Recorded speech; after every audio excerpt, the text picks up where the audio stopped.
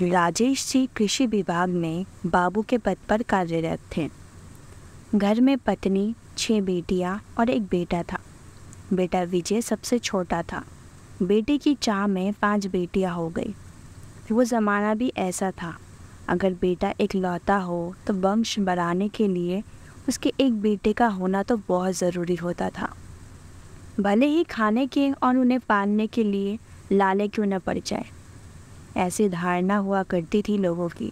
खैर, राजेश जी कभी अपनी बेटियों को बोझ नहीं समझते थे। शहर में नौकरी होने की वजह से पत्नी, बच्चों सहित आगरा शहर में किराए पर रहने लगे। कुछ समय पश्चात गांव के कुछ खेत बेचकर आगरा में 100 वर्ग गज जमीन लेकर अपना छोटा सा मकान बनवा लिया राजेश जी ने। सभी बेटियां पढ़ने में बहुत होशियार थी। राजेश जी शाम को नौकरी से पैदल ही थके हारे घर आते थे, ये सोचकर कि आने जाने के 30 रुपये बच गए तो बच्चों के खाने के लिए कुछ लेता चलूँगा। पसीने से तरबतर घर आते तो अपना थैला खूंटी पर टांग देते और चरचर आवाज़ करने वाली कुर्सी पर बैठ जाते। एक बेटी तुरंत पानी लाकर देती, दूसरी शिकंजी लाती, कोई हाथ वाला पंखा हाँकती। राजेश जी कितना भी मना करते, पर बेटियां नहीं मानती, हट करके रहती। हमारे पापा हमारे लिए इतनी मेहनत करते हैं, क्या हम पापा को हवा भी नहीं कर सकते? राजेश जी मुस्कुरा भर देते। छोटी सी उम्र में राजेश जी के बच्चे बहुत ही परिपक्व हो गए थे। कभी आपस में नहीं झगड़ते, ना किसी चीज़ की जिद करते। कोई इतवार राजेश जी का खाली हाथ नहीं जाता जब वो अपनी बेटियों को पेपर दिलाने ना ले जाते हों। एक दिन भी छुट्टी में आराम नहीं करते। ऐसे ही एक शाम राजेश देव थके हारे आए और सीधा चारपाई पर जाकर लेट गए। बच्चे और पत्नी सुमित्रा जी एकदम से घबरा गए कि ज़रूर आज कुछ हुआ है। सभी लोग राजेश जी की चारपाई के पास आकर बैठ गए। अभी भी राजेश जी सोच में और चिंता में डूबे हुए थे। तभी अचानक सुमित्रा जी ने उनका हाथ अपने हाथ में रखकर पूछा, ए जी, आज कुछ हुआ है क्या? आप ऐसे चिंता में क्यों लग रहे हो? सभी बच्चे एक साथ बोले, पापा बताओ ना, क्या बात है?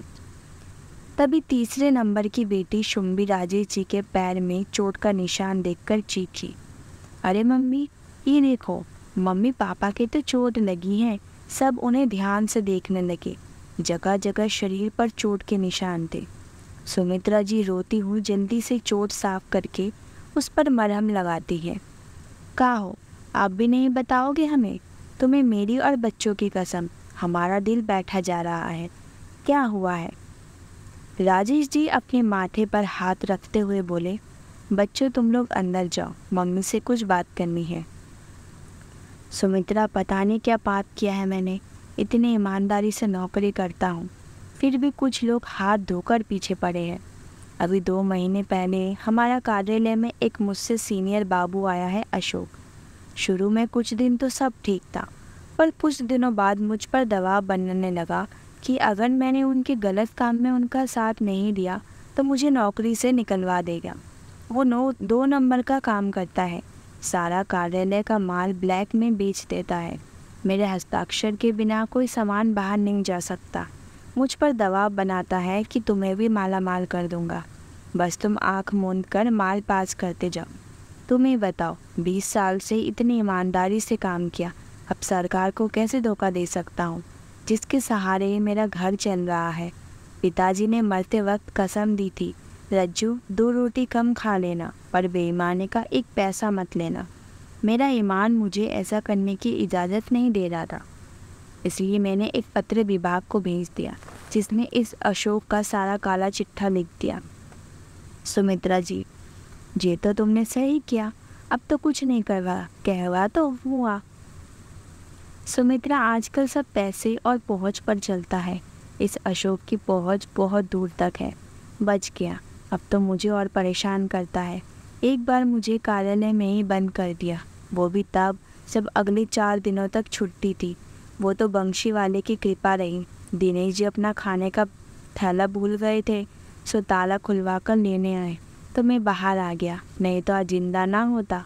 सब तरीके अपना रहा है मुझे परेशान करने के। आज तो इसने सारी हद पार कर दी। जब मैं ऑफिस से निकला तो एक 24-25 साल की लड़की को मेरे पीछे लगा दिया। वो रास्ते भर मुझे पकड़ती रही और जब मैं जल्दी से अपना भारी थैला लेकर आगे बढ़ने लगा तो अपने कपड़े फाड़कर भीड़ जमा कर ली और चिल्लाने लगी कि मैंने उसकी इज्जत लूटी है। सभी लोग मुझे चप्पल जूतों से मारने लगे।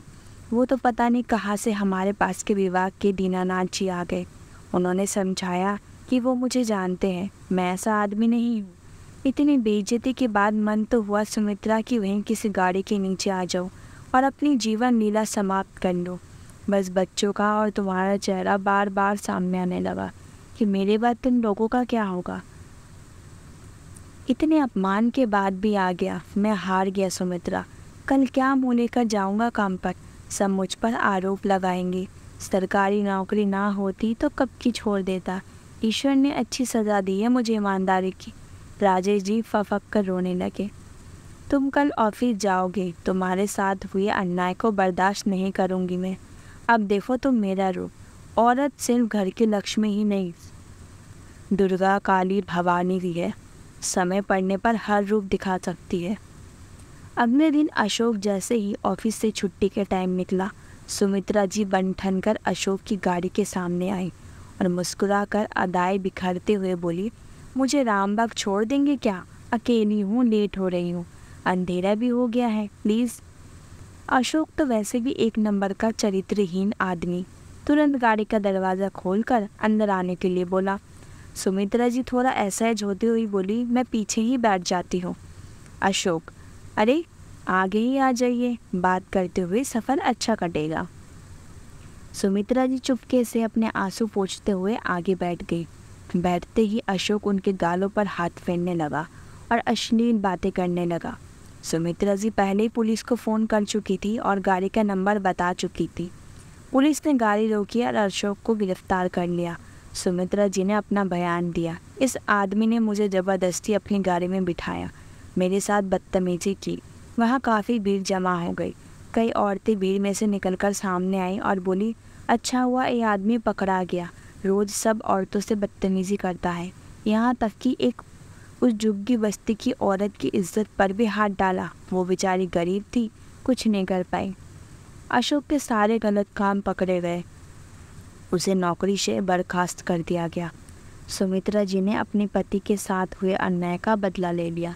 ये करते समय उन्हें दुख भी बहुत हुआ, पर क्या करें, ज़माना ही ऐसा है। कई बार अपने साथ हुए अन्याय के लिए साम दाम दंड भेद सब तरीके अपनाने पड़ते हैं।